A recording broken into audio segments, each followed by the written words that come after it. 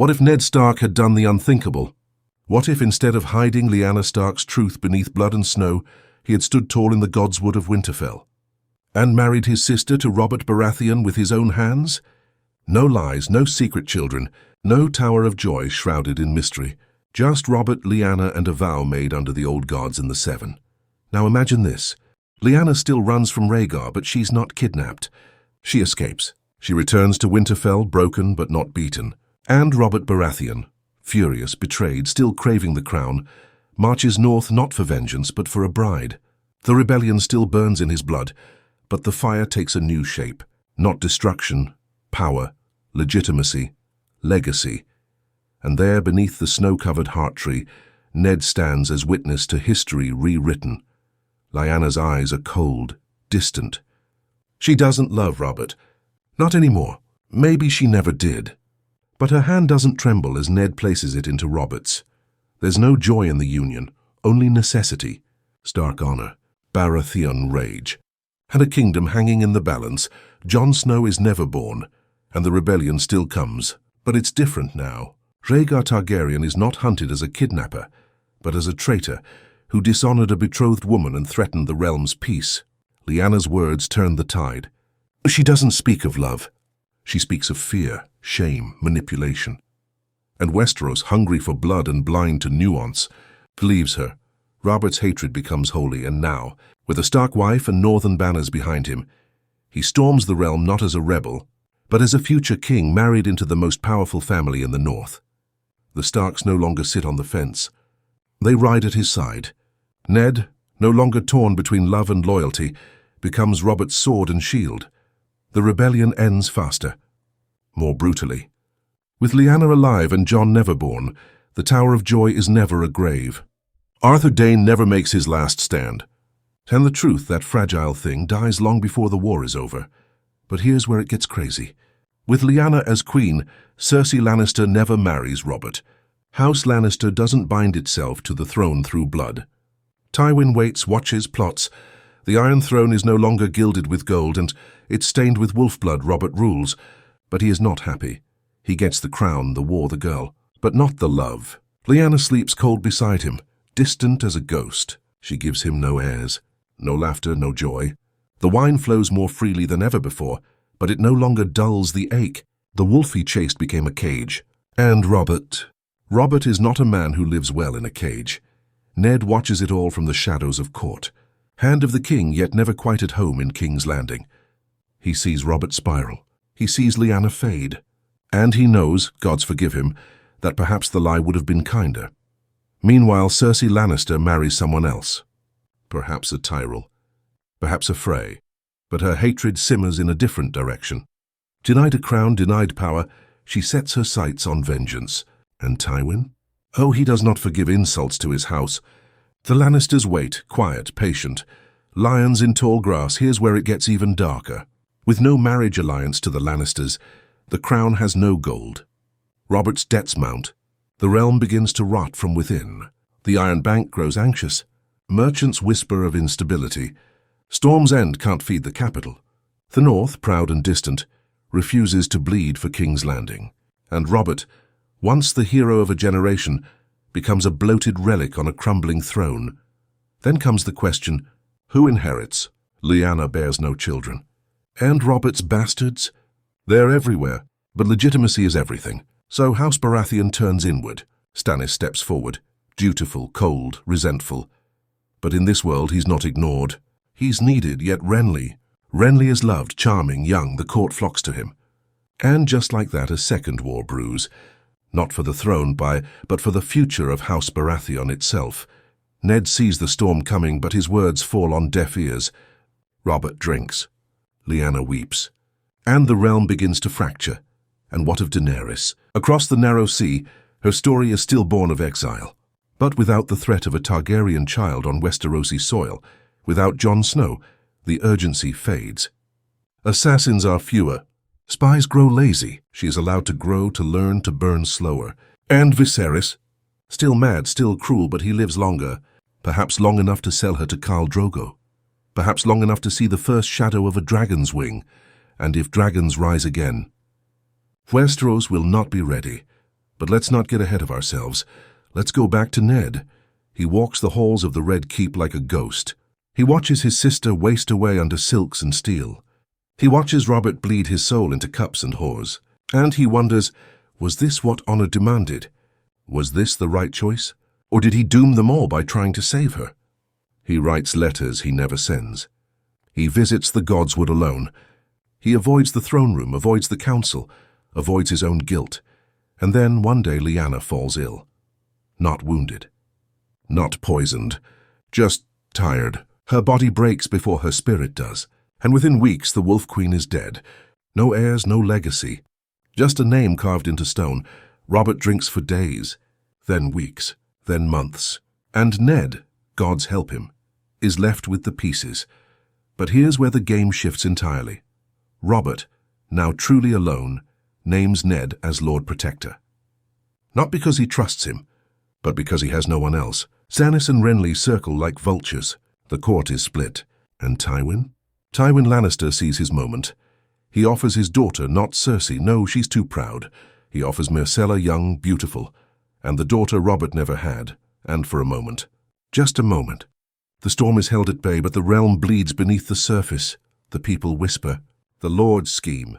And far in the east the sky cracks with fire and wings. The dragons are waking. And this time there is no Jon Snow. No hidden Targaryen. No bridge between fire and ice. There is only war, and what happens next? Wait, you're not ready for this. Next. Wait, you're not ready for this. The day after Lyanna's funeral, the air in King's Landing changed. It wasn't just the mourning or the black banners fluttering over the Red Keep. It was colder, not in weather but in soul. The people who once loved their king for his laughter, his fire, his rebellion, now watched a man who didn't speak, who didn't command, who didn't care. Robert Baratheon was no longer the Storm Lord who shattered Rhaegar. He was a hollowed man with nothing left but his wine, his ghosts, and a crown that weighed too much on a broken head. Ned remained out of loyalty, or maybe guilt. He had buried his sister with his own hands, and every step he took in the halls reminded him of the wedding vows he had spoken for her. He had thought he was saving her, but Lyanna had looked at Robert like she looked at snowstorms, something that could kill but was inevitable. Now she was gone, and Robert was drowning in the aftermath. But Westeros didn't stop for sorrow. Stannis Baratheon, sharp-eyed and impatient, began to fill the silence. He had no warmth to offer the realm, but he had structure. He had order. And he had a claim. No children from Lyanna meant no heir. So the older brother stood tall, not in pride but in duty, and declared himself next in line. The Lords of Storm's End stood behind him, stiff as their banners. But the court? The capital? They whispered another name, Renly. Young, handsome, smiling. Where Stannis demanded respect, Renly earned adoration. The small folk liked him. The nobles trusted him. And even a few of the old rebels began to wonder, maybe the future didn't need to be forged in fire and iron. Maybe it could be loved into existence. And that was the first crack. Ned saw it happen. He watched the small council meetings become battlegrounds of subtle glances and shifting loyalties. He heard the way Lord Varys spoke of balance, and how Littlefinger mentioned Renly with a smile too polished to be real. He tried to warn Robert, once, twice, 10 times, but the king no longer listened. He was lost in the bottle, and when he did speak it was only to curse the gods or demand silence, and then Tywin Lannister made his move. He arrived at court not with an army, not yet, but with a proposal. Myrcella, fair and golden, betrothed to one of the Baratheon nephews. Perhaps Renly, perhaps a powerful lord who could tilt the balance. It wasn't just marriage. It was strategy. The Lannisters were ready to return to the game, and this time they would not be on the sidelines. But it wasn't just the throne they wanted. Cersei, older now, still unmarried, returned to court with her father. She walked the halls of the Red Keep like she owned them, eyes sharp, tongue sharper. She greeted Robert with mock sweetness, but Ned saw the hatred beneath it. The resentment of a woman denied power, denied a crown. She smiled at Renly. She spoke politics with Stannis. But when she looked at Ned, it was pure venom, because she knew. She knew it was Ned who had helped rob her of her place. And Cersei never forgot a slight. Meanwhile, in the east, Daenerys Targaryen crossed the Dothraki Sea with fire behind her. Viserys was still alive, barely, kept breathing by the mercy of Khal Drogo and the usefulness of his sister's womb.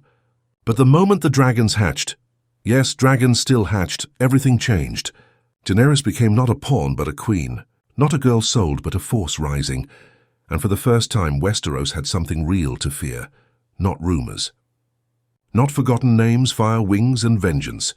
Back in the capital, Ned felt the weight of it all pressing down on him. He thought of returning to Winterfell, taking his daughters, maybe even his wife, and riding far from the madness. But honor chained him to the Red Keep, and Robert wasn't just his friend. He was a crumbling wall holding back the chaos. Then came the riot. Food was scarce. Coin was gone. The small folk blamed the crown. And when Robert's procession moved through Flea Bottom, the people snapped. Stones flew, blood spilled, and one of Robert's bastards, a boy named Morin, hidden among the crowd, was trampled to death trying to reach his father. Robert never recovered. He beat his guards. He smashed his throne room. He vanished for 3 days into the wine cellars. And when he emerged, gaunt and red-eyed, he named Ned Stark as Lord Regent of the realm. The court froze. Varys blinked. Littlefinger smirked. Stannis stood silent. Renly bit his lip, and Ned knew. This was not a gift. It was a curse. Robert had abdicated in spirit, if not in name. The realm now rested on Ned Stark's shoulders. A northern wolf with no desire for power, given command of a kingdom on the edge of collapse. But even wolves can be pushed too far. 3 days later, messengers arrived from the Vale. Lysa Arryn had fled the Eyrie, screaming of plots and poisons. Jon Arryn had died under strange circumstances, she claimed, murdered. And the name she whispered to the ravens. Lannister.Ned's blood ran cold. Everything spiraled after that. Lannisters denied everything. Cersei called Lysa mad. Tywin sent gold, not answers. But Ned knew, deep in his gut, that this wasn't a coincidence, not now. Not with Cersei back at court, not with Myrcella offered like bait, not with Robert's mind rotting before his eyes. And then he remembered the letter Lyanna had written once, just before her death. A letter he never read aloud. A letter that warned him. Robert's love was a hammer. It breaks everything it touches. Now Ned understood. He began investigating, quietly, carefully, talking to Pycelle, reading old ledgers, speaking to servants, whores, even Varys in the dark. And what he found chilled him. Jon Arryn had asked questions about bastards, about lineage, about bloodlines, and just like that, Ned saw the pattern. Baratheon black hair, all of Robert's true bastards, dark-haired, strong-jawed. But Myrcella, Joffrey, Tommen, gold, like the Lion of Lannister. And suddenly, it didn't matter that Lyanna had married Robert. It didn't matter that Jon Snow had never existed, because treason had taken root anyway. The throne was rotting from the inside out, and the truth was a blade that could still kill kings. But who could Ned trust? Robert would ignore him. Stannis would demand war. Renly would use it for leverage. And Cersei. She would kill to protect her children, kill without hesitation. And she did, because 2 nights later Ned was attacked. Not by assassins in black, not by poisoners or masked men. By gold cloaks, the city guard, his own supposed allies. Bought by coin and commanded by Lannisters. He survived barely. But now he knew this wasn't a game, it was war. And next? Oh, next is the bloodbath. And next? Oh, next is the bloodbath. Ned Stark did not sleep for 3 nights after the attack. The wound on his shoulder burned. But it wasn't the steel that hurt him. It was the betrayal. He had bled beside Robert on the Trident, watched him crowned with his own eyes, stood as hand and regent when the man could no longer stand for himself. And yet here he was, hunted like a common thief in the very city he had saved. The gold cloaks no longer belonged to the crown. They belonged to coin. And coin meant Lannister, but Robert didn't see it, or refused to. When Ned brought the matter to him, pale, exhausted, still wrapped in bloodied bandages, the king waved him off with drunken rage. You see enemies everywhere, Ned. Cersei's just a woman. Tywin's just a lord. I'll crush them if they cross me. But for the gods' sake, let me drink in peace. His words slurred. His hand clutched the wine jug tighter than any warhammer. The once mighty Robert was a shadow, and shadows don't fight lions. So Ned turned to Stannis. Quietly, cautiously. They met in a candlelit chamber, voices low, eyes sharp. Stannis was furious, more so than usual. He had suspected Cersei's children for years, he admitted, though he lacked proof. "They are not Robert's," he hissed, jaw clenched. "And every day they sit, the throne is treason. Treason against the crown, treason against the realm." Stannis's rage was cold, controlled, but beneath it burned ambition. He knew the law. He was Robert's heir, and if the truth came out, the realm would have no choice but to turn to him. Renly was different. When Ned confronted him with the whispers, Renly didn't deny them. He didn't rage like Stannis. He laughed, a bitter, sharp laugh. "Of course they're not Roberts. Do you think Cersei would bed that fat drunk for children? No, my friend. The Lannisters have always been cleverer than that. But Renly's answer wasn't law, wasn't truth. It was charm and ambition. Back me instead, Lord Stark. Stannis will drive this realm into the ground with his cold justice. But me, I'll give them hope. I'll give them joy. The realm will love me." He said it with a smile, but his eyes were as dangerous as any blade, and Ned was caught between wolves and lions, between law and survival. He wanted none of it. He wanted Winterfell, his children, his wife. But he had taken an oath. He had buried his sister with his own hands, and he could not, would not, let Robert's line rot into lies. Honor chained him to the truth, even if the truth would kill him. Then, as if the gods themselves wanted to speed the fire, Robert was gored by a boar. It happened on a drunken hunt. The king's cries echoed through the woods, blood soaking into leaves and mud. By the time he was dragged back to the Red Keep, his insides were torn apart. He reeked of wine, blood, and death. He would not live 3 days. The kingdom's storm was ending, and the silence after it would be worse. On his deathbed, Robert wept for Lyanna. Not for Cersei. Not for Joffrey, not for Tommen, not even for the Iron Throne. Only Lyanna. And that truth cut Ned deeper than any blade ever could. He had given Lyanna to Robert, thinking it would save her, thinking it would save the realm. Instead, it had destroyed them both. She had died in a golden cage, and Robert, king of all Westeros, had died with nothing but ghosts in his arms. But before he died, he scrawled one last decree. He named Ned Stark protector of the realm, guardian of the throne until the true heir was ready. He whispered Joffrey with his last breath. Whether out of delusion, denial, or pity, Ned never knew. But the paper did not say Joffrey. It said in Ned's own hand, rightful heir. A small change, a fatal one. And the moment Robert died, the city exploded. Cersei moved first. She seized the throne room, placed Joffrey on the Iron Throne, and filled the hall with Lannister guards. She burned Robert's decree before the lords could read it. Joffrey declared himself king with all the arrogance of youth, and none of the strength. And Ned, tired, wounded, but unyielding, stood before them all and declared the truth. They are not Robert's children. They are bastards born of incest. The crown belongs to Stannis Baratheon. The silence that followed was sharper than any scream. Then came the clash of steel. The gold cloaks turned. Not on the Lannisters, not on the throne, but on Ned. Littlefinger had whispered in their ears, filled their purses, poisoned their loyalty. Ned's men were slaughtered in the hall. Blood spilled on marble.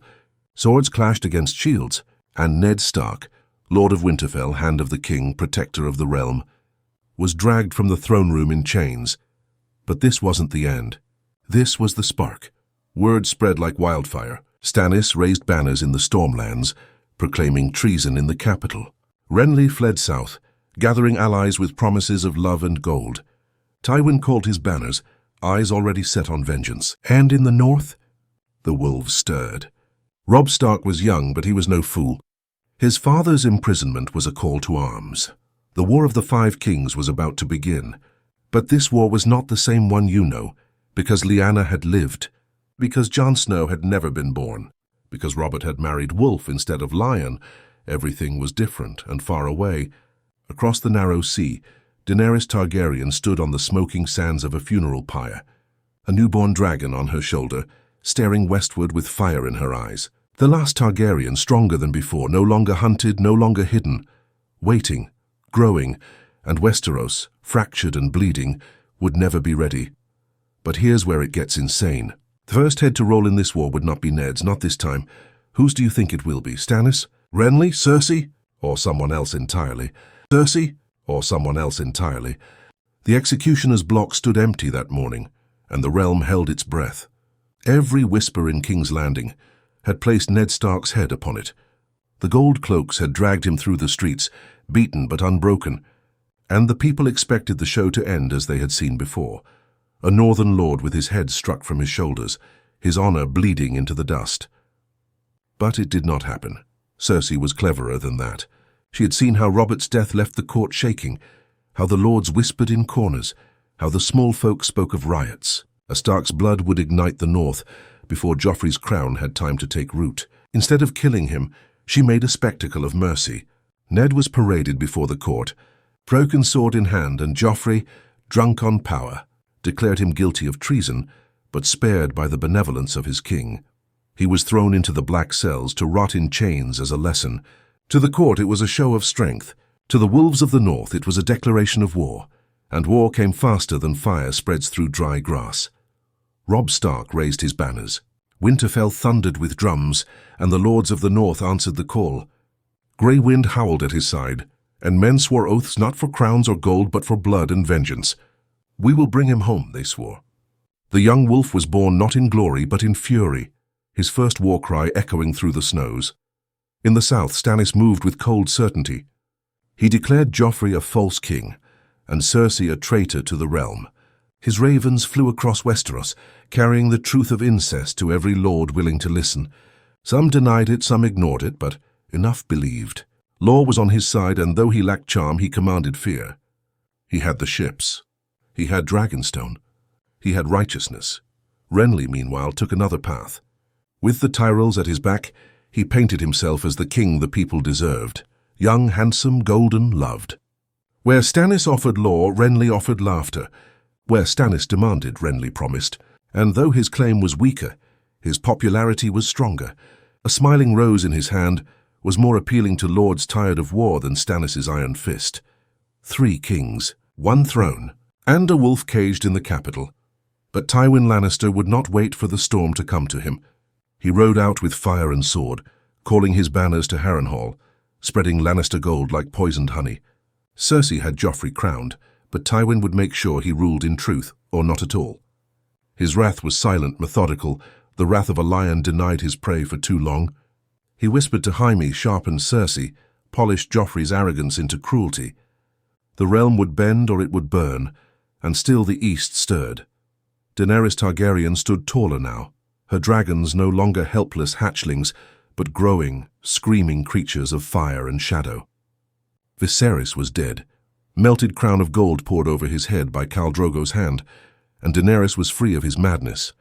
She ruled the Dothraki not by fear but by fire. And when she turned her gaze west, it was not for love of Westeros but vengeance for the father and brother stolen from her. The Iron Throne had forgotten her name. She would make them remember it in flame. Back in King's Landing, Ned Stark waited in the darkness of his cell. His honor weighed on him heavier than chains. He thought of Winterfell, of Catelyn, of his children. He thought of Lyanna, whose marriage to Robert had set all of this in motion. He thought of the lie he had once carried, a lie never spoken in this world, a boy never born, a truth buried under snow. And he wondered, was it better this way, or had the gods cursed them all for changing fate? Then came the moment no one expected. The first blood of the war was not Stark, nor Baratheon, nor Lannister. It was Renly Baratheon. One evening, in the midst of his blossoming court at Highgarden, he collapsed. No blade, no poison cup in hand, no assassin caught in the act. But whispers spread quickly. Dark magic, a shadow with Stannis' face born from fires older than men. His banners fell into chaos. The Tyrells raged. Stannis denied nothing, his silence louder than any confession. Renly's death broke the balance. The smile of a young king vanished in a night, and the rose wilted in blood. The Tyrells turned their gaze to King's Landing, spurned and furious, ready to bend their will to whichever side gave them power. And with Renly gone, the war narrowed, Stannis, Joffrey, and the North howling for vengeance. But Ned Stark was still alive. And that one truth changed everything. The Lannisters could not kill him without sparking rebellion in the North. They could not release him without losing their hostage. He was the knife held to Robb's throat, the shadow haunting Tywin's every plan. And Ned knew it. His survival was no mercy. It was a weapon, one he would use when the time came. Here's where it gets crazy. Across the sea, Daenerys' dragons screeched under a red sky.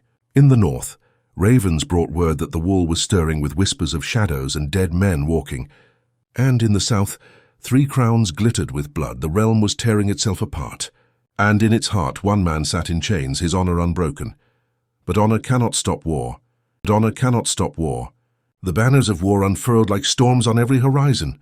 From Winterfell to Dragonstone, from the Reach to King's Landing, ravens blackened the skies. Every lord, every knight, every soldier in Westeros now had to choose a side, or die for not choosing. In the north, Robb Stark marched.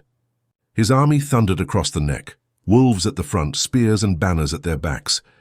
He was young, but grief had hardened him into something more dangerous than a boy, a leader. His cry was not for conquest, not for crowns, but for justice. Bring back his father or bring back their heads. Men followed him not because he promised them gold, but because he promised them vengeance. And vengeance was worth dying for, but Tywin Lannister was waiting. He knew war better than most men knew their wives. He sent Gregor Clegane to burn the riverlands, to draw the wolf out into the open.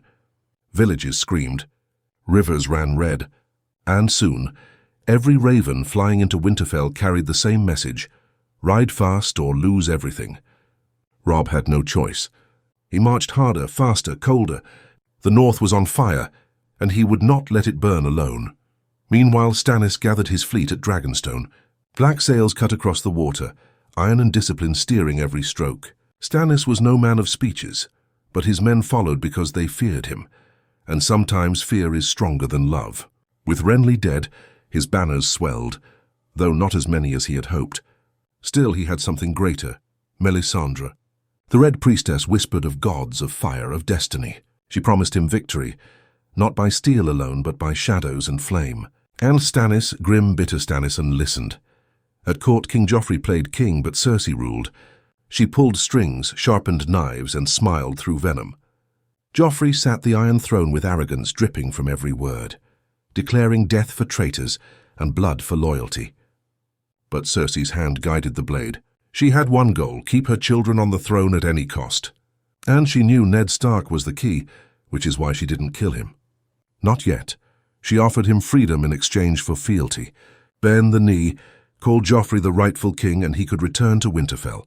But Ned refused. His chains were lighter than the weight of dishonor. He would not betray Robert's memory, and he would not lie for the lions. Cersei left him in the dark, but she left him alive. Then the first great battle came. At the Green Fork, Robb's host clashed with Tywin's. Spears bristled. Horses screamed. The earth turned to mud under blood. The lion's army was larger, seasoned, disciplined. The wolf's army was younger, hungrier, desperate. For hours the field roared with steel on steel. But when the dust cleared, the lions held the ground. Robb's men pulled back, leaving corpses and broken banners in the mud. It was a loss, but not the end, because Robb had not put his faith in that battle. His true gamble came at the Whispering Wood. There, beneath dark trees, he struck. Jaime Lannister's host, confident and arrogant, was ambushed. Arrows whistled, swords flashed, and wolves tore through men like paper. Jaime fought like the knight of legend he was, but even lions fall when surrounded by wolves. By dawn, the Kingslayer was in chains, dragged before Robb Stark as a prize. The north roared with triumph, but Tywin did not break. He pulled back to Harrenhal, a fortress as cursed as his enemies. There he planned, patient, silent, unyielding. For every move the wolf made, the lion would answer. This war would not be quick. It would be long, bloody, and merciless. Far to the south, Stannis made his move. His fleet sailed for King's Landing, black sails blotting the horizon. The city panicked. Bells rang. Small folk screamed. Joffrey postured from the throne, but his voice shook behind the steel. Cersei gathered wildfire, enough to drown the Blackwater in green flame. Tyrion Lannister, sharp as ever, began fortifying the city. The clash was coming, and Stannis believed the gods themselves had chosen him. But across the narrow sea the gods had chosen another. Daenerys Targaryen's dragons had doubled in size. Their wings beat like thunder, their fire lit the night. She no longer walked as a frightened girl, but as a queen. She freed slaves. She gathered followers. And every step she took westward sent shivers into the bones of men who had never even seen her face. The Targaryen name was rising from ashes, and this time there would be fire to burn the world. Back at the wall, the brothers of the Night's Watch faced their own storm.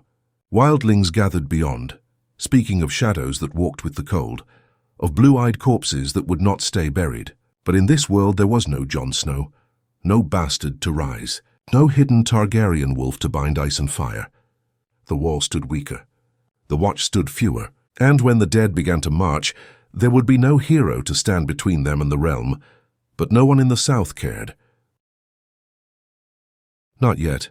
Their war was for crowns, not survival. Their eyes were on thrones, not walls, and so the fires of battle burned brighter. Wolves howled. Lions roared. Stags charged. And in the east, dragons screamed. But here's the twist. The first great king to fall would not be Joffrey, not Stannis, not even Robb. The first crown shattered would be the one no one expected.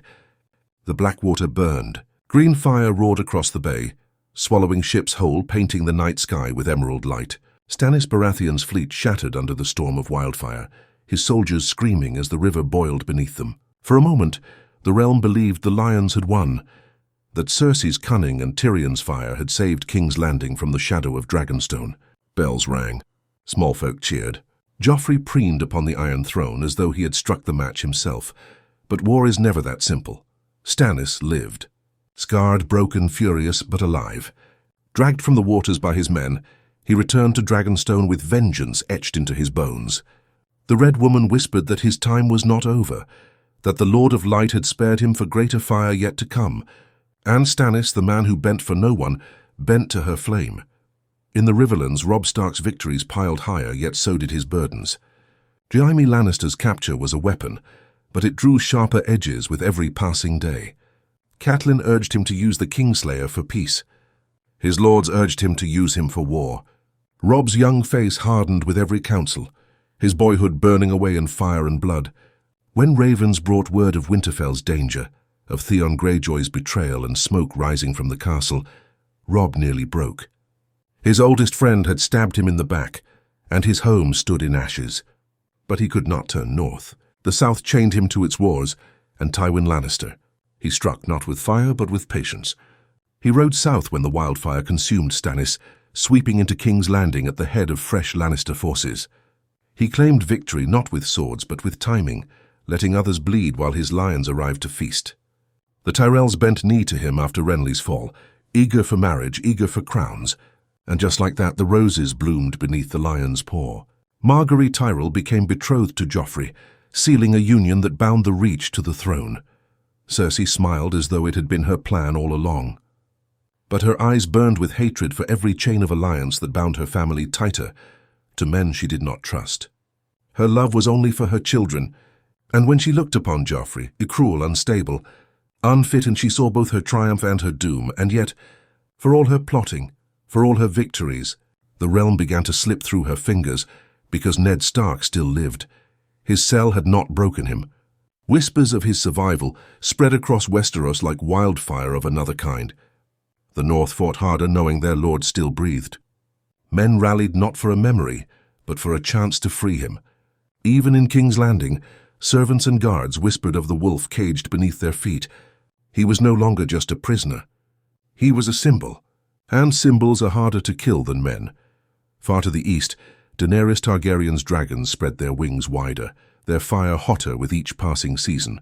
She freed Astapor, burned slavers, gathered armies that bent knee not just to her blood but to her fire. For every man who doubted her, she had 3 answers: scaled, winged, and screaming flame. Her eyes turned westward with certainty now.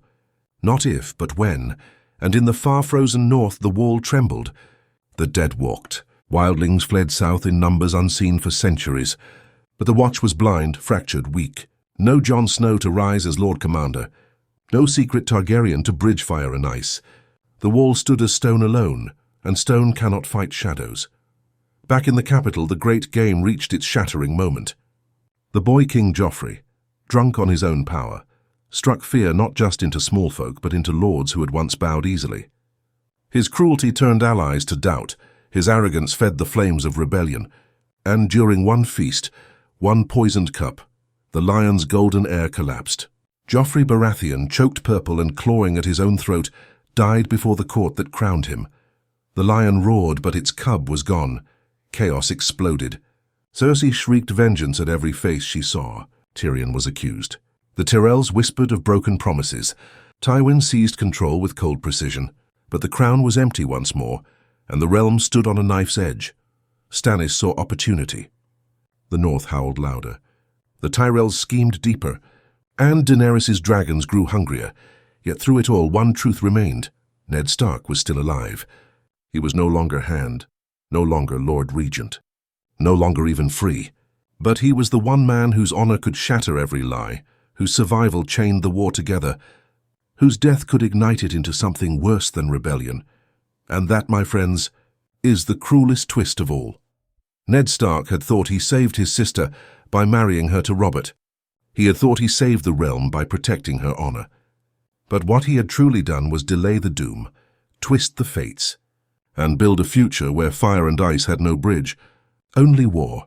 Because without Jon Snow, without the wolf-born of dragon blood, there would be no one to face the night when it came. And when it comes, Westeros will fall. So let me ask you, do you think Ned's choice damned the realm forever? Or could another rise where Jon Snow never was?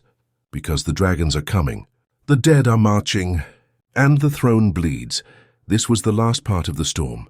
But the war for the dawn? That has only just begun. That has only just begun.